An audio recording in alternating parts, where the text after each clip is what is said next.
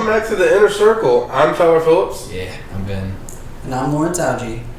And today we're talking about a movie that I always found on YouTube because I was searching for an old name, and it's called The Circle. This movie is starring Tom Hanks, Emma Watson. Yeah, not really. I can't remember what's his name, but I know his character name is Stetson. Short guy. Patton Oswalt? Patton Oswalt. Yeah. But this one, I was intrigued by it. It was a cool concept, and reading the description on Amazon Prime, it looked like it was going to be amazing. I was kind of mistaken. I would have been. I was really concerned when you said last week we were going to be watching this because I had never seen it, but I knew about it. I knew about the 15% on Rotten Tomatoes.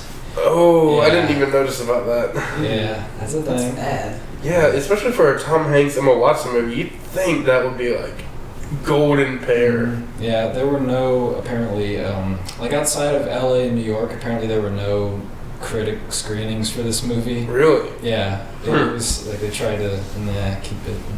You don't need to see this. I understand why now. Oh my goodness.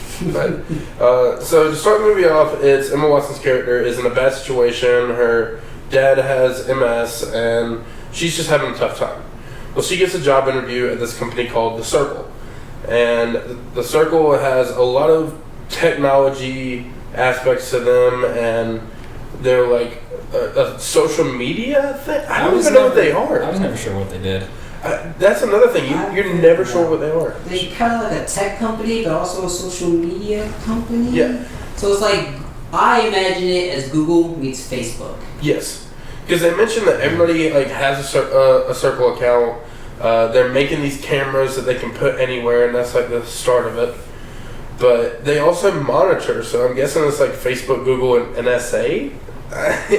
Sure. It's weird, but it was cool. Their tech looked cool. Their campus looked cool. I would love to work there.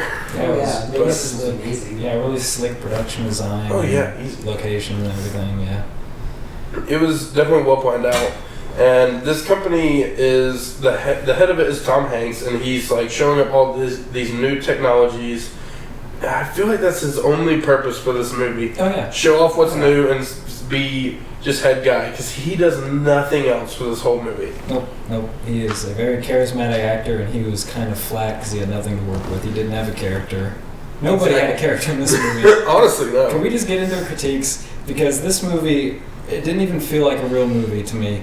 I mean, in the first 10, 20 minutes, I'm like, okay, it's not really interesting, but whatever. But as the movie kept going on, I was realizing there's no conflict in this movie at all.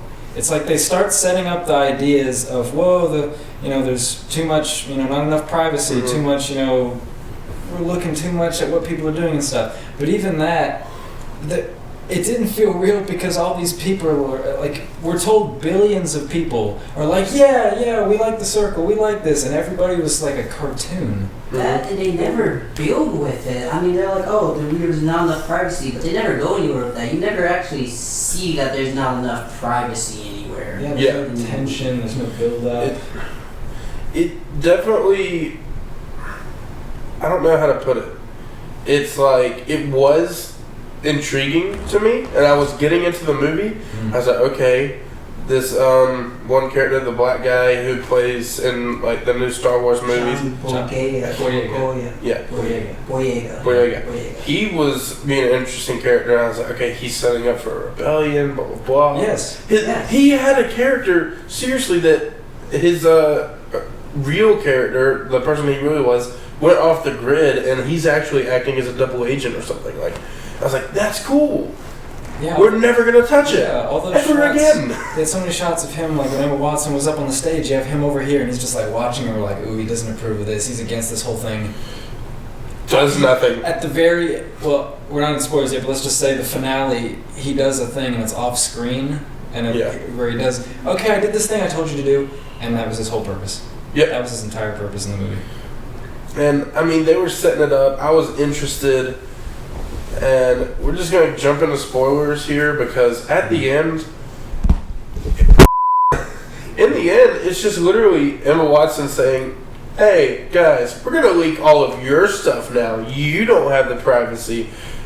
Boom, movie's over. I'm like, what? I was so shocked when it ended because there wasn't a finale. There was no conflict in the movie and no resolution. It's literally just Tom Hanks going, we are so screwed, and then it's over. And it's supposed to be like he's the villain and they just screwed him, but he wasn't because he was never in the movie. Exactly. They barely touch him, and I did not like that part. He just seems like the authoritative dad who just wants to be good to his kid but never wants to be a part of his life. It's like, good job. Mm-hmm. Good job, Mary. I think Drinks his coffee. I think the problem with this movie is the plot requires you to focus on all of the characters, but the movie only focuses on Emma Watson's character, May. Yes. Because if you look at the plot really wants you to look at Tom Hanks' character, because obviously at the end, you're like, oh, obviously they've been doing some bad things. And there's a little hint that they were spying on people earlier because they were like, oh, how do you think they found out this governor was doing these bad things? And you're like, I don't know. How did they find it out? Mm-hmm. Don't you think it's a coincidence? Probably not, but we don't know because we're not going to get into it. Yep. They require you to focus on John Boyega's character because he's like the inventor of the circle. He's the interesting one. He's the one that seemed like he's supposed to be the guy that we're intrigued by. Yeah. But he comes in for like, what, 3 scenes? One scene he's not even actually in the scene, he's just in the background like... Yep. And then there's that one moment at the end, the last scene, and he just runs off stage and we assume it's him turning off the lights and everything. Did he do that? I assumed. We don't know. Sure. Yeah. Sure. To make it better, sure. But yeah, this movie, it was going somewhere. Did you ever notice the logic behind some of the things, like where the camera, like how Emma Watson had a camera right here, and yet when they're in the meetings, like the camera's like moving around like she's turning her head, and yet she wasn't? Did you notice that? No. The logic behind the placement of the cameras and just... don't watch the movie again. That's not what I'm saying. But if you ever do, just pay attention to that because it's awful. Throughout the entire movie, there are cameras showing things that, like, what you're showing me, where the camera is, we shouldn't be seeing that. It makes no sense. Yeah. So Emma Watson's character, I guess, volunteers to have her whole life out there, and it's kind of weird because I even heard that this is still in the book, the book that this movie is about. And she turns on to talk to her parents, and it's just them having sex, and it's like, whoa, no, was this even okay? She would have to immediately be told, hey, take it off, we can't have that anymore. Did the parents know the camera was there? Yes. Why? Yeah, I know. Yeah, so then why would they do that? You think they would have found somewhere in the house there were no cameras? Or they would have just turned them off? They assumed it was for their protection, I guess, for him and MS. But I guess they assumed that she wasn't going to just pop in on them.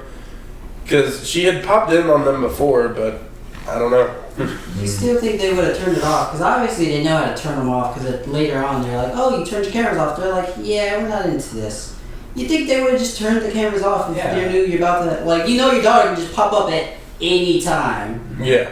Why wouldn't you turn off the camera before you start doing things? Mm-hmm. Yep. Can we talk about how creepy these things are when she goes to present Soul Search and they're just finding a criminal and these people are treating it like social media, like a Pokemon Go kind of thing. I found it, and it's like, okay, you just found someone that killed her 3 kids 20 years ago and you got her locked up. It's like, what the heck?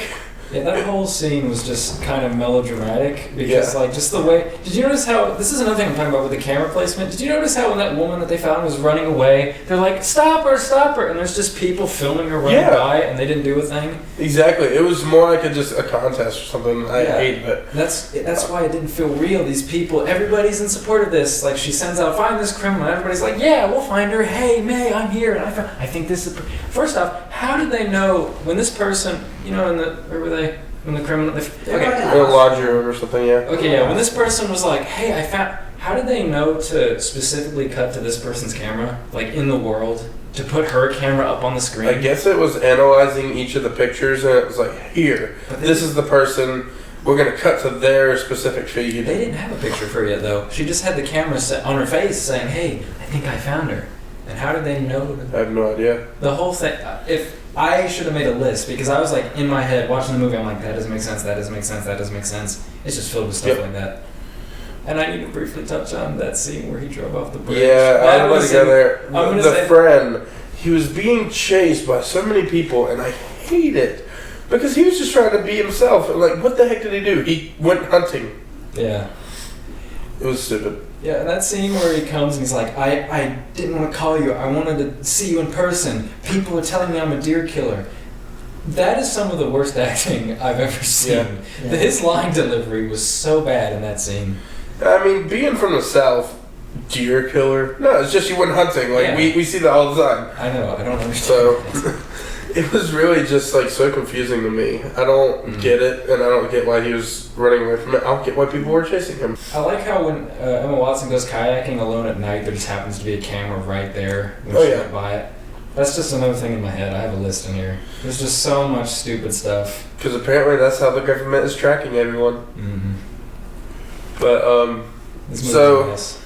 It's a complete mess. It is. And I honestly don't know how I feel about this movie, because it was a good story. If we just had a director's cut where they changed the ending, I'd be happy. Oh God, you gotta change like most of the dialogue for me. The acting is very stiff from everybody. I like the acting, actually. I don't know. I mean, Tom Hanks is good, John Boyega is good, but I found Emma Watson to be really stale, kind of flat. Like she is. The scenes where she like walks into the circle for the first time and she like looks up at something, she so obviously was told, look up and be amazed. Like it didn't go that extra mile of acting where you forget that you're watching acting. Like I know this is a person that's acting. Mm-hmm. Not her best role. Mm-hmm. Yeah, not her best role. Mm-hmm. But let's wind it down here real quick and get our scores. So I'd give it 5. No, on your scale it would be a 3. This are we gonna get to me now? Yeah. Go. So you just say 5. Okay, 2. 2. This movie did nothing for me. It's the production design, like I said, the look of it's kind of sleek, but there's nothing else. The editing, the acting, the writing, everything. There's no conflict, no resolution. It's not even a real movie for me, 2 out of 10. Yeah, and the only reason I'm giving it 5 is because, like, that's IT. That's what I do. And it's just a cool concept that I think that it could be tweaked just a little bit. Yeah. It'd be a great movie. That scene where she's on the stage and like they're tracking the people, it just was poorly done, but in the hands of a different filmmaker, that could be so cool. Yeah, exactly. So I'm only giving it 5 because it could be done right. Lawrence? I'll also give it a 5 because I feel like the concept itself has so much potential. Yes. The movie did not do great, but the concept itself, you could take that concept, do it in another movie, and it could be a really good movie. It could be an amazing movie. Exactly. So, Steven Spielberg, get on it. Yeah, no probably, but we're going to get a remake in like 2 years. They're already remaking Pirates of the Caribbean, apparently. So. Oh, yeah, I heard about that. Oh, no. Yeah, Johnny Depp is out. Yeah. So. I'm not going to do this. No, not again. After the last one, I don't want to see another Pirates movie ever. But, alright guys, so that's it from us today. Hopefully you enjoyed this episode, and we'll see you next time. So, bye.